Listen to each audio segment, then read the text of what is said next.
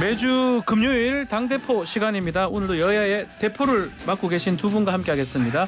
정미경 국민의힘 전 최고위원, 양이원영 더불어민주당 의원 두 분 나오셨습니다. 안녕하십니까? 네, 안녕하세요. 네, 두 분 제가 좀 전에 보니까 처음 뵙는다고요. 네. 저 당연히 많이 이렇게 봤을 건데 이 의회가 다르네요. 아니요, 저는 현역이 지금 아니고 그러니까 저는 18대 19대를 했었고, 했으니까. 예. 전 이제 정치 시작한 새내기고 네, 선배님이시죠. 아. 그러니까 지금 이제 방송에서 만약에 못 빼면 사실 네. 잘 못 빼잖아요. 아, 네네. 그렇군요.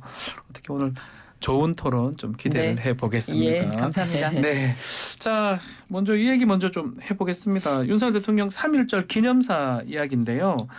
이제 과거사 얘기가 안 하고 협력 파트너 이렇게 규정을 해서 논란이 된다고 하는데 먼저 우리 정명 최고위원님부터 어떻게 들으셨습니까?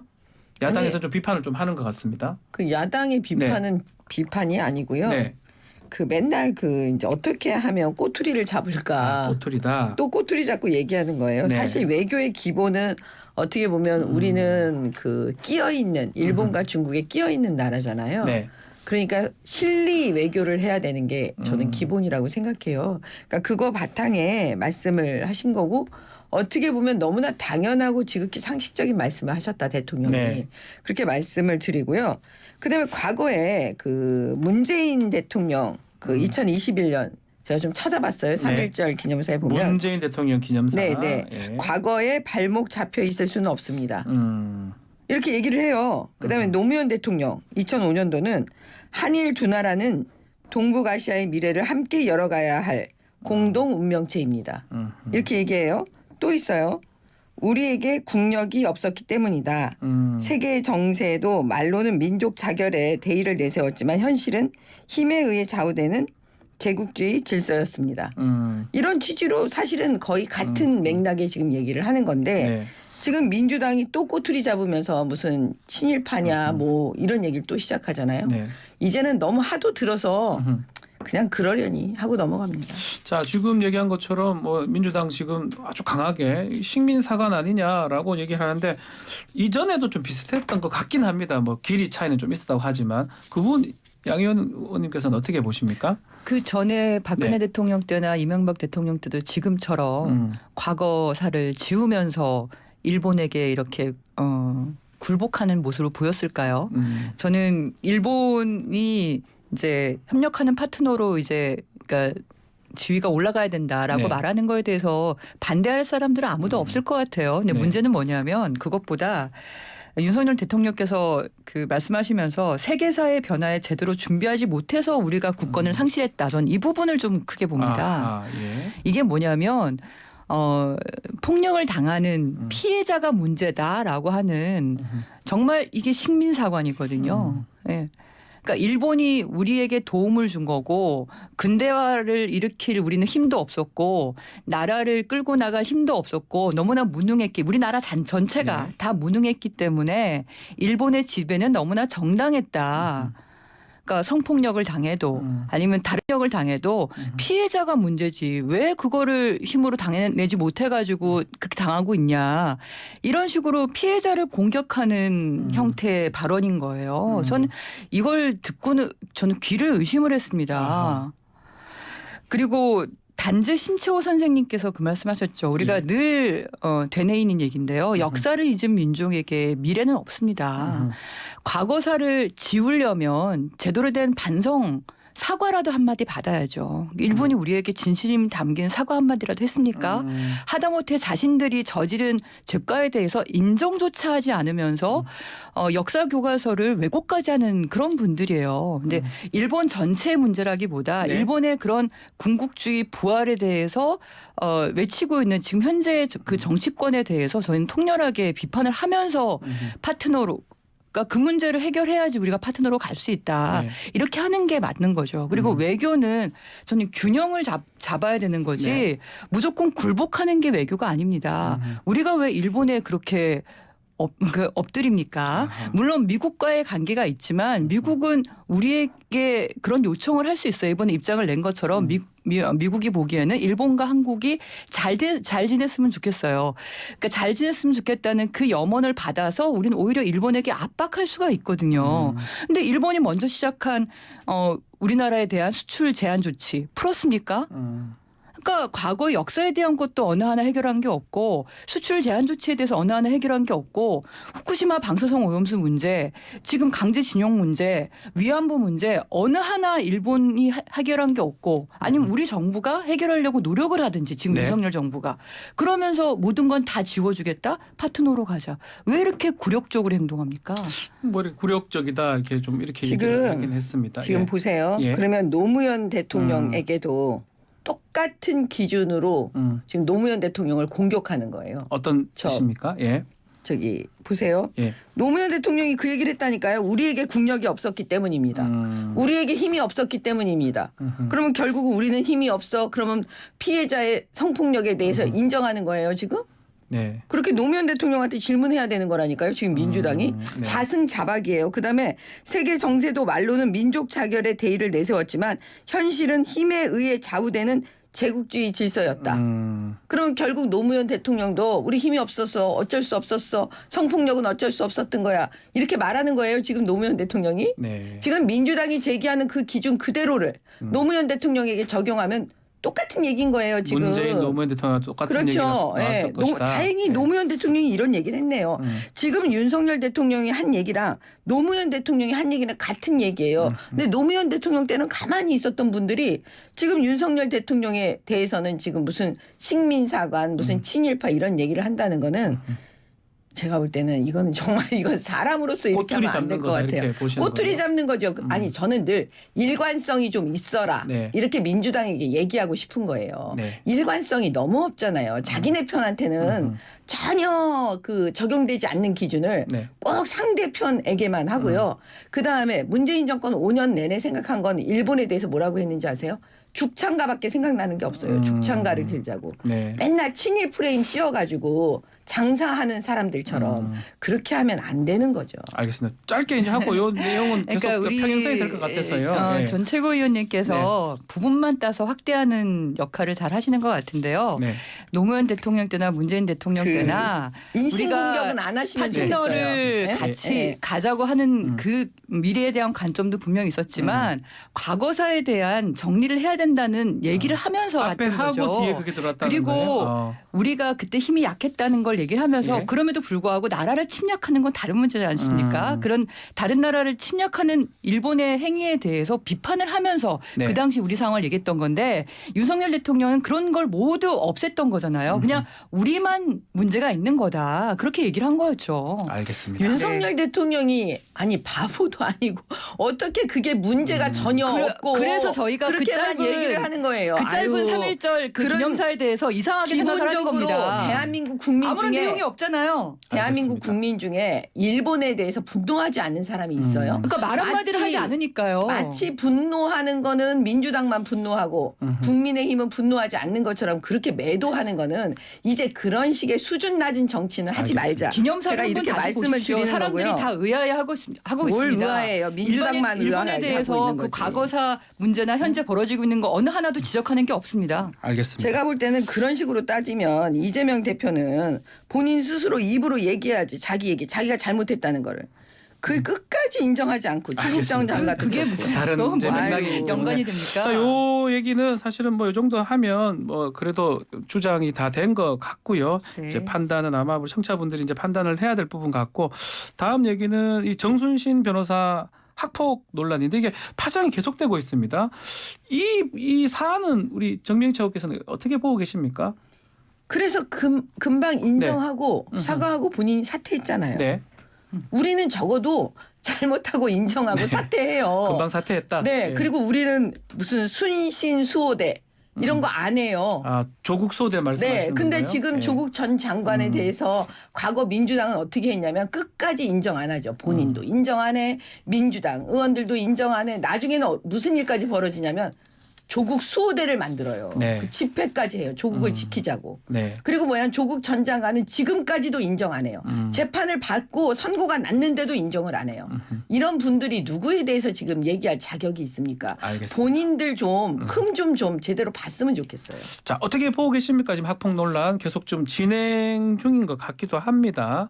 지금 정순신 변호사의 아들 학폭 얘기하고 네. 있는데 갑자기 조국 장관 건을 꺼내오는 건 얼마나 할 말이 없으면 저 얘기를 할까라는 안타까움이 제가 들 정도입니다. 정순신 변호사 아들 학폭 논란에 대한 핵심은 검증 실패입니다. 검증 예, 실패. 예. 그리고 잘못을 인정하지 않고 있죠. 무슨 얘기냐면 한동훈 법무부 장관이 인사검증단을 왜 법무부로 가져가겠다고 얘기를 했습니까? 문재인 정부의 인사 문제에 대해서 지적을 하시면서 지금 윤석열 정부는 제대로 하겠다고 네. 얘기하신 거잖아요. 네. 그래서 인사검증단을 만들어서 투명하게 하겠다고 했고 공정하고 객관적으로 하겠다고 얘기를 했어요. 이게 투명하고 공정하고 객관적인 겁니까? 아니면 검사면 무조건 오케이 그런 인사를 만들겠다는 겁니까? 몰랐다 이 얘기만 계속 얘기를 하시는데 실제로 정순신 당시 검사가 중앙지검의 인권 검증단이었나요? 인권 감독관 했을 겁니다. 네, 인권 감독관이었죠. 2018년. 예. 그 당시에가 아들이 학교 폭력 문제로 전학 조치를 당하는 것에 대해서 그게 부당하다고 하면서 사법연수원생 동기이자 판사 출신인 분을 담당 변호사로 해서 소송을 진행 중이지 않았습니까? 근데 같은 중앙지검에 있던 차장 검사가 바로 한동훈 검사예요. 중앙지검장이 그때 윤석열 네. 검사였고 그리고 지금 법무부의 인사검증단에 파견 나가 있는 사람이 이 정순신 당시 검사와 같은 업무를 보는 사람이었어요. 아니 도대체 이 사람들이 몰랐으면 누가 합니까?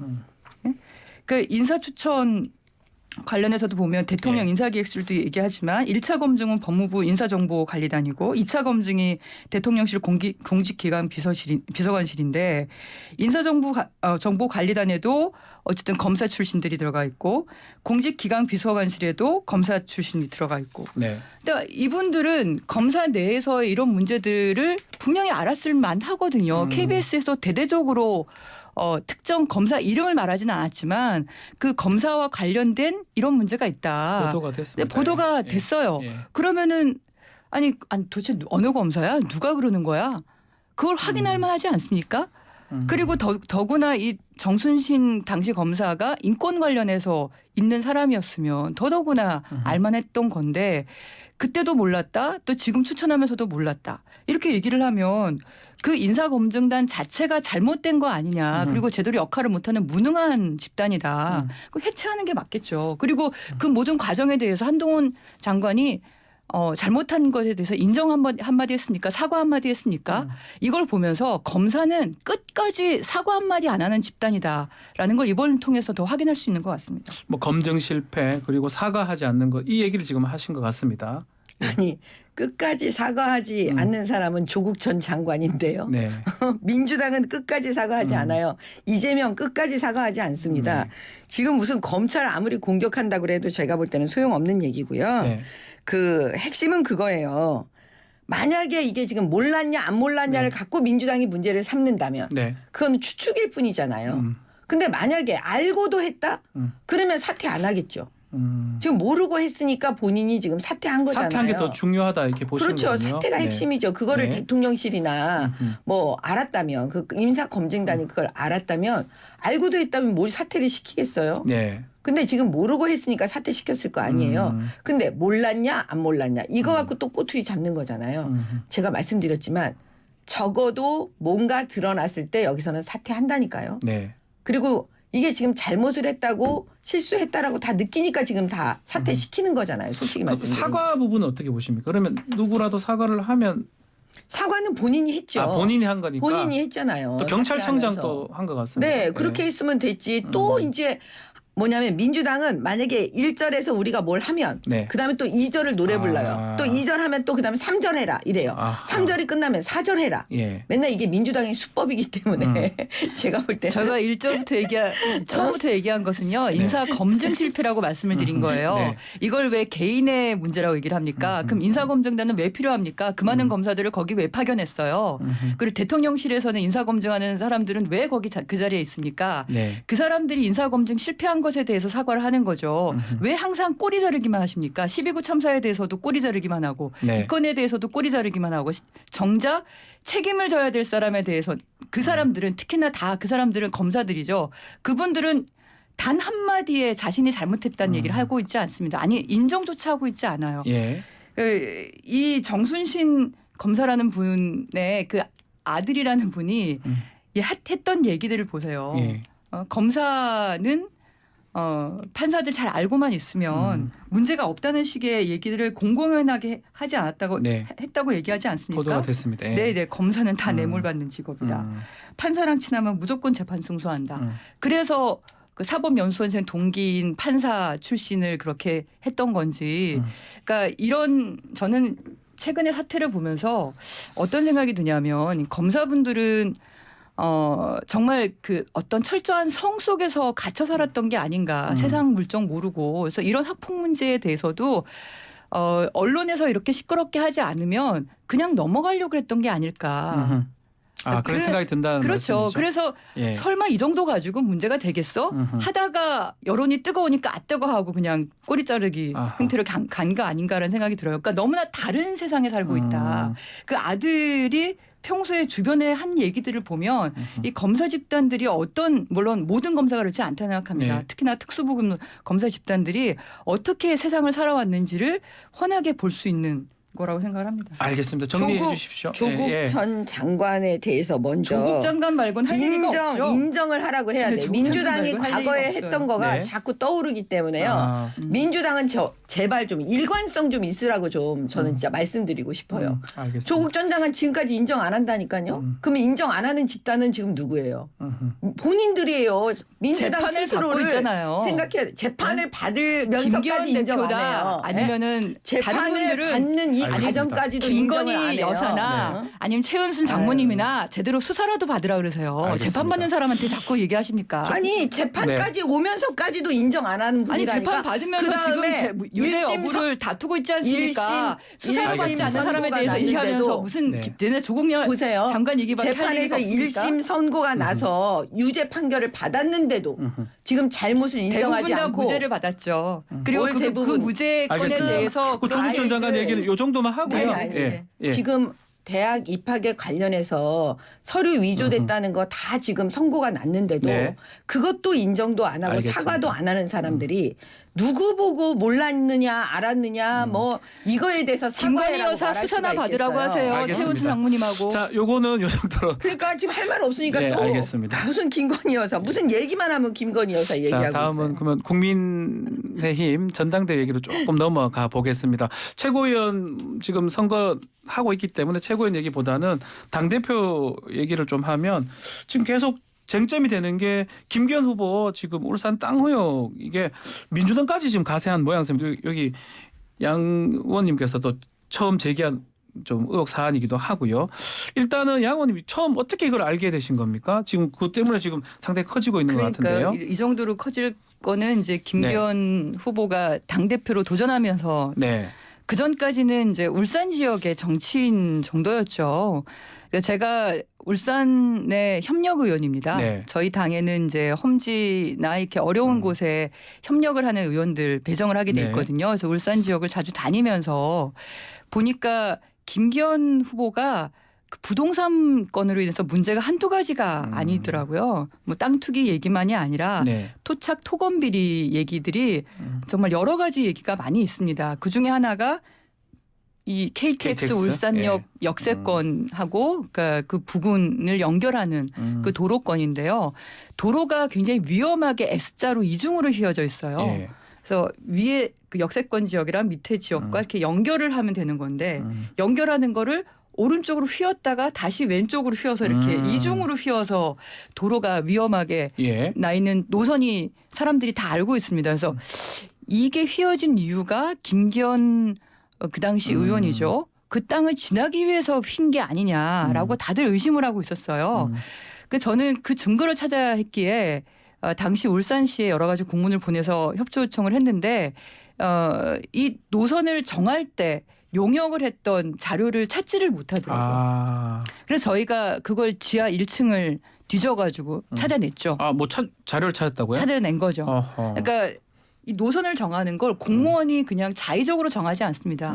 자의적으로 정하게 되면 여러 가지 의심을 받을 수 있죠. 그럼 보통 도로 노선을 정하는 외부 업체에다가 먼저 자문을 구합니다. 용역 보고서를 받아요. 네. 그러면 그 업체가 여러 가지 정리를 다 조사를 해가 분석을 해서 노선을 1안, 2안, 3안으로 제시를 하거든요. 그러면서 울산시랑 협의해서 최종 노선이 정해지는 겁니다. 네. 근데 1안, 2안, 3안을 정한 그 노선 어느 하나에도 네. 김기현 땅을 지나는 노선이 없었어요. 음흠. 아주 멀찍이 떨어져 있는 그런 노선이었고 대부분 직선으로 약간 안에 안 들어있다는 거죠. 그렇죠. 예. 약간 휘어져 있는 정도였지 거기를 전혀 지나지 않는 노선이었는데 네. 중간 보고 착수 보고를 하고 중간 보고로 넘어가면서 다시 말하면 울산시의 의견을 듣기 시작하면서 이 노선이 휘기 시작합니다. 예. 옆으로 휘기 시작하고 그러면서 김기현 후보 땅 끄트머리를 지나기 시작하는 거예요. 그러고 중간 보고를 한 번 더 하면서 어떤 일이 발생하냐. 김기현 땅 후보를 지나는 아주 휘어지는 그러니까 직선이 아니라 휘어지는 노선이 기본 노선이 돼버립니다. 그래서 문제 제기를 지금 그 한 당시에 거네요. 이제 김기현 후보는 국회의원이었고 같은 당에 울산시장이 있었던 거고 네. 나중에 울산시장이 김기현 후보의 남구울 국회의원이 되고 또 김기현 후보는 울산시장이 되죠. 박맹호 시장 그렇죠. 말하는 거죠. 그리고 제일 처음에 땅을 그럼 구매했을 때가 어땠냐 네. 이거 보면은 울산시 고문 변호사였어요. 고문 변호사였기 때문에 내부 정보를 알 수 있는 위치에 있지 않았습니까? 네. 그리고 그 당시엔 1년 전에 땅 구매하기 1년 전에 울산 역세 그러니까 KTX 역을 그러니까 유치하는 운동 문제가 된다. 예, 대책위원회가 만들어지고 그게 논의가 한창 진행되고 있었어요. 근데 김기현 후보는 이걸 해명하면서 내가 땅 살 때는 그런 움직임 전혀 없었고 뭐 그쪽 노선도 검토조차 되지 않았다 이렇게 얘기를 하셨는데 이미 신경주역이 확정이 되면서 이쪽으로 KTX 역으로 지나갈 수 있는 가능성이 늘 보였고 그런 게 확인이 됐던 알겠습니다. 때였던 거죠. 지금처럼 뭐 당 내부에서도 다른 후보들이 한기현 후보나 주장을 하지만 지금 민주당하고 지금 다 김기현 후보 얘기를 계속 하고 있거든요. 정명채호께서는 어떻게 보십니까? 이 부분을 네. 하도 뭐 이제 물어보고 많은 분들이 그렇죠. 저도 이제 당원들을 만나니까 얘기를 많이 해 거니까요. 예, 그래서 제가 이제 우리 판사 출신 제 남편하고 이걸 좀 분석을 해봤어요. 우리 또 정명채호님 검사 출신이고 판사 네, 출신. 예. 그랬더니 이거 완전히 민주당이 또 시작한 거예요. 시작했다는 거는 또 예, 이게 뭐 또 거짓 거짓말 뉴스로 또 그런 시작해 거예요? 보세요. 이 말을 지금 얘기하는 거 다 들으면 결국은 이 말이거든. 말은 되게 많이 하는데 네. 결국은 울산시가 특혜를 줬다. 김기현에게 이 얘기잖아요. 지금. 그렇죠. 예. 그러면 2018년으로 기억하는데요. 자유한국당 울산시장 후보로 김기현 의원이 딱 내정됐을 때 네. 그날 압수수색해요. 경찰이. 다 턴다니까요. 네. 그리고 그 뒤로 39번을 압수수색해서 다 털어요. 뭘 그러면 누구를 결국은 압수수색했는데요. 아니 조용히 아니, 하세요. 누구도 나는 들어보고 적어도 하지 않았어요. 적어도 알겠습니다. 들었어요. 다 네. 들어보고 끝까지. 시간이 이제 얼마 네. 없고. 누구를 네. 그럼 보세요. 네. 뭐 김기현 그 후보 개인과 김기현이 아닌 사람들하고 압수수색 그게 분리시켜서 얘기하는데 그게 또 거짓말이에요. 무슨 얘기냐면 지금 울산시를 압수수색하면 이 자료 다 나오겠죠. 네. 울산시가 특혜를 줬다는 게 핵심이니까 무슨 김기현을 압수수색 안 했다. 이게 말이 되냐고요. 울산시를 압수수색을 예. 했는데 네. 그럼 울산시를 다 KTX 역에 털었는데 대한 네, 게 좀 아니라. 들어보고 말씀 이제 네. 얼마 안 남아서 지금 네. 예의를 네, 지켜주세요. 알겠습니다. 예. 그래서 말씀하시고 울산시를 하겠습니다. 예. 압수수색을 다 했는데 결국 이걸 못 찾아낸 거예요. 39번이나 했는데도. 네, 39번. 네. 네. 그러면 그 당시 송초로 울산시장이 당시 됐잖아요. 민주당의 울산시장이죠. 예. 아니 그러니까 김기현을 떨어뜨리고 네. 송초로를 당선시켰잖아요. 네. 지금 그것도 수사 중이잖아요. 그러면 문재인 대통령 친구 송초로를 당선시켰으니까 송초로가 이제 드디어 울산시장이 됐어요. 그러면 김기현 죽이려고 다 털었겠죠. 그 시장 당시에 문재인 네. 정권 당시에 지금 대통령의 권력 그다음에 울산시장인 송초로의 권력 그 가지고 만약에 이 땅에 문제가 있었다면 찾아냈을 것이다. 당연히 찾아내고 김기현 죽이려고 했겠죠. 알겠습니다. 근데 그렇게 못했다는 건 뭐냐? 없는 것이다. 큰 없는 문제가. 것이다. 예. 근데 법적인 문제가 이제 없을 와서 것이다. 지금 예. 황우나 뭐 예. 이런 민주당 부분들이 지금 우리 양 의원 양 의원님도 그러는데 뭐 예. 김기현에 대해서 압수수색 안 했다 이렇게 얘기하고 있는데요. 알겠습니다. 그런 거짓말을 하시면 안 되는 거지. 지금 1분 정도 남아서 울산시를 지금 탈탈 정미경 털었는데 나오지 최고위원님께서 않으면 내용을 안 제대로 나오는 모르시니까 거죠. 상대방을 거짓말쟁이로 모르시는 것 같은데 내용 다 김기현 후보는 한 번도 압수수색 당한 적이 없고요. 예. 그리고 이 압수수색 건은 저렇게 김기현 거짓말을 형제들의 하면 안 되지. 아파트 예. 개발 비리에 관련한 압수수색이었고요. 김기현 후보와 관련된 사업체 압수수색 영장은 검찰이 무마시켜 버렸어요. 예. 그래서 김기현 후보와 아니 문재인 가까워지는 정권의 검찰인데 누가 무마를 지금 시킵니까? 예의 얘기하십니까? 예의? 알겠습니다. 예? 그러면 이제 1분 그러니까 남았으니까 김기현 예. 후보에 대한 압수수색은 단 한 차례도 없었고요. 김기현 후보의 39번 있었어요. 가까이 가는 압수수색 영장에 대해서는 알겠습니다. 검찰이 단 한 차례도 자, 진행하지 않았습니다. 자, 그러면 이제 한 20초씩 얘기 듣고 마무리를 좀 하겠습니다. 이거는 뭐 사실 아주 쟁점이 크기 때문에 아마 두 분 평행선인 것 같은데 결국은 큰 문제는 없을 것이다 이렇게 보시는 거군요. 평행선이 아니라니까요. 지금 그 진상조사단을 만들고 뭐 지금 TFT 만들었어요? 예, 그렇게 예. 하잖아요. 민주당은 좀 정신 차리고 이재명 대표에 대해서 진상조사단이나 만들어서 알겠습니다. 내부적으로 좀 그거 자세히 좀 확인해 줬으면 좋겠어요. 양 의원님도 한 김기현 30초. 후보가 당대표 되셨으면 좋겠어요. 저희가 가지고 있는 여러 가지 토착 토건 비리, 개인 비리들 의혹들이 많습니다. 네. 그때 보따리 풀어드리겠습니다. 알겠습니다. 자, 오늘 당대표도 뜨겁게 포를 날렸는데요. 알겠습니다. 두 분 말씀 너무너무 감사드리겠습니다. 정미경 국민의힘 최고위원 후보 또 양 의원 더불어민주당 의원 두 분 감사합니다. 네, 감사합니다. 즐거운 주말 되십시오. 네, 고맙습니다. 양효영입니다. 당신의 퇴직연금 IRP 계좌 앞에 미래에셋증권